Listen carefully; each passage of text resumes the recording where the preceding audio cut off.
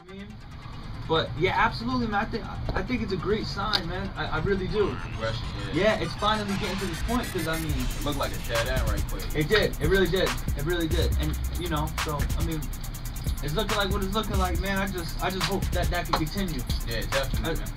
And that's making everybody step their game up. You know what I mean? Like when that comes, it always feels like when Jay-Z drops his new material, like at the present time, everybody steps their game up. It's always been like that for me, at least as a rapper. Like, yeah. I always finish up music when Jay dropped. Like, I'm like, yo, he got me going. Like, you know what I mean? I hear something to get me going. So, like, last time Blueprint 3 came out, I finished up the setup like in 3 weeks. Because I was just like, that had me going. You know what I mean? Ham version. And that ham verse is bonkers. You know what I mean? Speaking of that ham verse, brings us to the dirt sheet. Okay.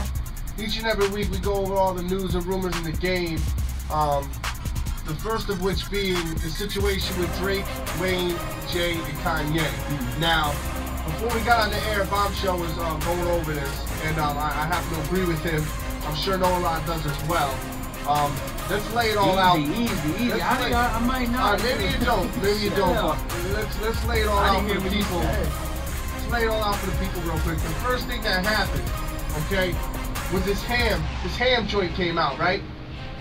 On the ham joint, Jay said a couple lines. It sounded like he was talking about Baby and Wayne, okay? Then, in an interview with someone, I don't remember who it was, but Drake said something about somebody jacking the idea for an album of two rappers. Jay and Kanye, as we know, is coming out with the album Watch the Throne. But originally, I guess Drake and Wayne had plans to come out with an album together. And I don't know, Drake said kinda. Now I took it as he was just joking around, okay? And as far as Jay's subliminals towards Wayne and Baby or whatever, I mean, I think that's just what rappers do. I don't think that there's gonna be any real beef with any of these dudes. I think, you know, everybody, they all do music, you know what I mean, respectively, and I don't see getting real no issue. Let me turn this on, this is too weird. That's better. Yeah, I don't see nothing happening, for real.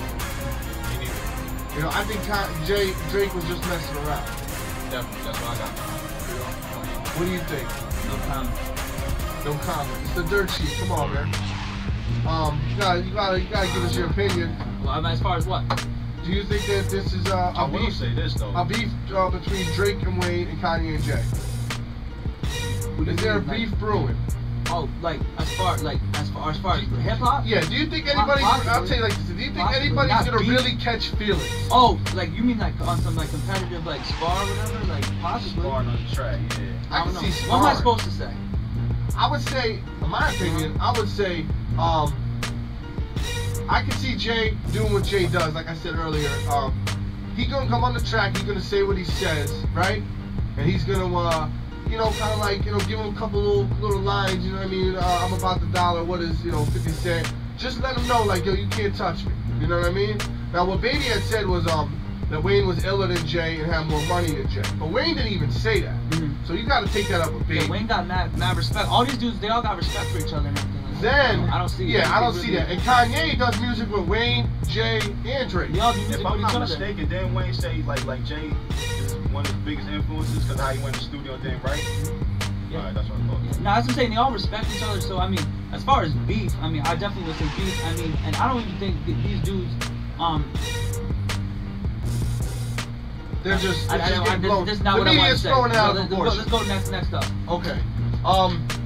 Unfortunately, you know, I know we reported to you, G-Dep is currently locked up for admitting to a murder he committed over 17 years ago. But you know, he pleaded. He had his court appearance and he pleaded not guilty. Now, what effect this will have on G-Dep, I don't know. Because if you want to look at it like this, the dude admitted to killing somebody and, you know, he's got to pay the price for it. At the same time, if G-Dep was messed up on drugs or whatever, medication, whatever he was messed up on, admitted to something under considered duress, is there a case for him to fight that in a court of law? I don't know. As you know, our hearts go out to G-Dep, his family, his children. The man got kids. because he's a close personal friend to know a lot. You know, he's been to the show before, and we hate to see something like this happen to somebody. At the same time, you know, it's got to be handled in the court of law. We just bring you the news, and y'all think what y'all want to think. Y'all give y'all opinions on how y'all feel. Yo, Depp, hold your head, B, if you listening. Shout out to, you know, Trouble, everyone out there in Harlem and everything like that. 112 and everything like that. Yo, I don't know the situation. I haven't got to speak to him and anything like that. You know, and that goes back to, like, if people talk about situations that they're not aware of, you know what I mean? Like, I don't think anyone's fully aware of what happened, like, if he was on drugs and he had admitted to it, or he wasn't, or like nobody knows really what he was thinking or like what went down. I haven't got the opportunity. You gotta be in his shoes. Yeah, I haven't got the opportunity to speak to him. One thing I can say though is like there's a lot of people like that run around whatever like that, like very non-gangster, very action, very non-gangster looking, very whack, very corny, and like they run their mouth like I seen on the YouTube, in the World Star, and they live in like a fantasy world and they're talking about him. Yeah, and they don't know what they're talking about. Nope. So for the people out there, like if you trying to disrespect his gangster, disrespect his music or anything like that, you don't know what you're talking about. Well, you don't. First of all, I want to say DJ's music has always been something that I've always been into, you know, from day one. Childish Ghetto album to me is a classic. I would say that then. I would say this now. You know, it goes down as a classic for me. It's sad. It's the curse of Bad Boy, I think. Yeah.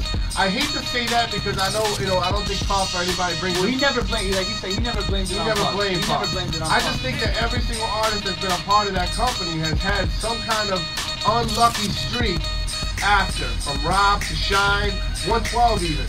One of the hottest R&B groups to ever be created. Do all kinds of numbers. Goes to Def Jam and flops. You gotta make your own decision. You know when you're dealing with people like Puffy or these I shouldn't say his name, excuse me, shout out to Puff and everything like that, but people like in the game or whatever, like they have control. So if you say something about these dudes or whatever like that, they'll just eliminate you from the game. Absolutely. And if you don't make money with them, you're not making money with nobody. Yep. So it's a blessing that even throughout what we're about to get into like right now is how Slaughterhouse got signed. All these dudes had previous problems. Joel Ortiz was on Aftermath and didn't deal with Aftermath no more. Dre, he got that locked there too. You know what I mean? Crooked I was with Death Row over at Interscope. You know, he had that issue.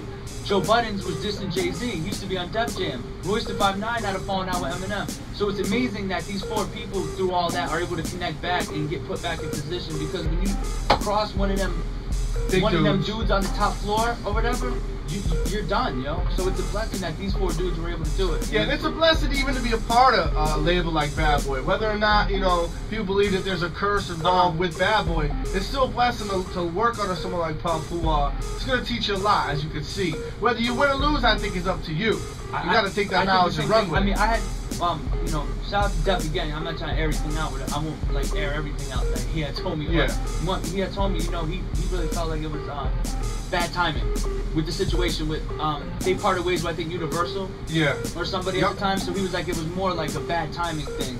It wasn't so much, it was, you know what I'm saying, more than Puff was trying to. At the time Def's album was all ready to go, he got into because he put Shine's joint out, and then Shine got in trouble, Puffy got in trouble, J-Lo got in trouble. I think that messed everything up for all the artists that had plans to come out after that point, because Puffy was no longer thinking about the rap game.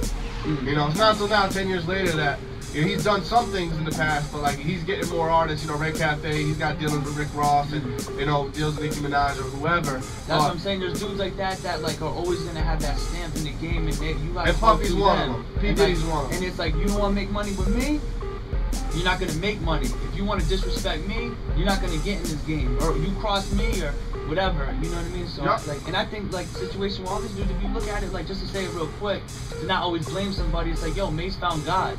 Like that has nothing to do with him. Like Biggie got shot, I don't believe that has anything to do with Puffy. You know what I mean? Rob is wild, yo. Shout out to Black Rob and all that. Like he runs around and gets bagged all the time, yo. He can't stay out of trouble. Yeah, that's got nothing to do with Puffy. You know what I'm saying? Shine didn't have to do that thing. You know what I mean? So I don't know. Like I don't know. I don't think it's, you know, I think it's coincidental. It's coincidental. Yeah, it's definitely coincidental. Look at Death Row. Death Row's the same thing. I think Death Row is dismantled. Yeah, I think it's the same situation. You can't even. And I think, like you said, it's not really a curse, but you know, people just call it that. But you know, it's like you said, it's just a Shout out to Puff, man. Bad situation, man. Okay, on to the next thing here.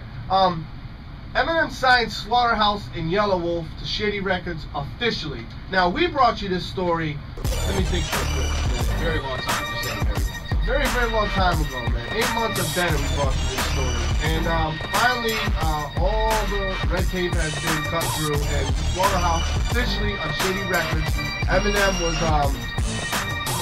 quoted as saying, Yellow Wolf and Slaughterhouse is kind of like phase 2 of Shady. It's a new generation of Shady Records, and we're trying to rebuild our label. It's exciting for hip-hop with all these voices coming together, and with everybody capable on the mic, it's going to be fun. End quote. That's Eminem's quote about Yellow Wolf and Slaughterhouse signing to Shady Records. What do y'all think about that? And Eminem, Slaughterhouse, and Yellow Wolf graced the cover of XXL Magazine in February. I feel very great about that, you know. It's about time. Joe Budden, my favorite MC or whatever, and like just the whole thing. I mean, I always told you, Bombshell, whatever. I think I told you too. I always felt like the game didn't. I felt the game was done. When these dudes couldn't get in the game to make money. Because I felt like when you had the 4 sickest dudes out like on that, you know, like for the people to hear, and nothing happened. Like I said, oh man, I think the game's just in a different direction. I wasn't feeling it, but now that they're put in that position, I mean, it's kind of the lanes are open. It's looking good right now, dude. I think what would be variety. Yeah, that's what I'm saying. Exactly. More variety. Just so everybody. You know what I hope? Now it's cool. So now when dudes come out, they can spaz on joints, and then you know what? Then I'll hear Soulja Boy. Then I'm good. I'll be listening to all that now. But at least it's not. That's all there is. Now you get. Now you got your. Now everyone. I think. It's kind of like what Noah said a few minutes ago. I think with that being signed, people can spaz out and be lyrical again. The Ham record, right? People can be lyrical again and spaz out on a record and get play. Yeah, and that 6'7" joint. Yeah, 6'7". That's another one. Yeah, right. That's what I'm saying. That'll And get it's getting spin. And now, you know what's I'm not saying this, but now everybody's gonna be a monster now. Now, like, everybody's gonna have to be on their monster. Hopefully it'll make everybody step their game up lyrically. I think it will, but I think also keep the lane open for Waka Flocka. Shout out to him and Gucci. And now it's cool because now it's not repetitive. Now you got now it's not all just that. Yeah, it's not all just that. Now you can know everything. So now you can do everything. Everybody eats, everyone makes money. That's what I'm talking about. Yeah, man, shout out to them. I hope I'm excited, Joe. Not only Slaughterhouse, but each one of those Who's artists. Werewolf, yo? Or excuse me, Yellow Wolf. I'll tell you in a minute. Yellow Wolf. Yellow Wolf? I never heard of him before. My bad. I'll break that down for you in a minute. I hope each one of them artists gets their own album out of the deal. I'm sure through Shady Records. I'm sure they will. I hope it's not just a Slaughterhouse album. I hope that each one of them get an individual record because given the machine of Shady Records and the production and who they can deal with everybody. You know what I mean? And it could be something great for all of them individually on a large scale, and not just Slaughterhouse. I'm too excited about all this right now. Yellow Wolf is a Alabama rapper who is like kind of like rap, kind of like singing reggae type. He's a little different. He's very well liked. Actually, DJ Owl really put me on him. He said he likes him a lot. Not to sound ignorant or like diseducated. Cool. I never heard of him. That's cool, man. There's people that we don't know. We bringing them to you. But Yellow Wolf, we played 1 or 2 of his songs. He's been on a hook for Joel Santana. We played him a while back. Oh, you know what? Okay, I know who he is. Okay. And I don't know. He's straight. He's a little different. He was messing with Joel's, wasn't he, for a minute? Like they were thinking about. He's very popish. I'll tell you that. His music is pop music. So he definitely has a chance to make some moves and be somebody in the game. That's what Eminem and Shady Records are. We got these last few little things here. Gucci Mane, I'm just gonna run through them. You guys can give me opinion on whatever you want. Gucci Mane gets an Ice Cube code tatted on his face. Foxy Brown disses Lil' Kim with a new track called Massacre, which is like a minute long and sounded like garbage. That's why they're playing. Nah, cause that was a snippet. You have to get the full joint. I got the full joint. Allhiphop.com and it didn't sound right. The copy I had, the audio wasn't not that it wasn't ill. The audio was bad. So I couldn't play it. Okay, Young Buck. Bankruptcy is being converted. The rapper is to seek his royalties. So therefore, I don't know if he's going to have 50 Cent for royalties or what, but he's no longer declaring bankruptcy. He's gonna, take it to court and try to seek his royalties that are owed to him, whether it's through Interscope, Junior Records, 50 Cent, or whoever. And Lil' Kim gets Nicki Minaj lookalike for Black Friday tickets. It did just look like that. Yo, back to the Young Buck thing, like.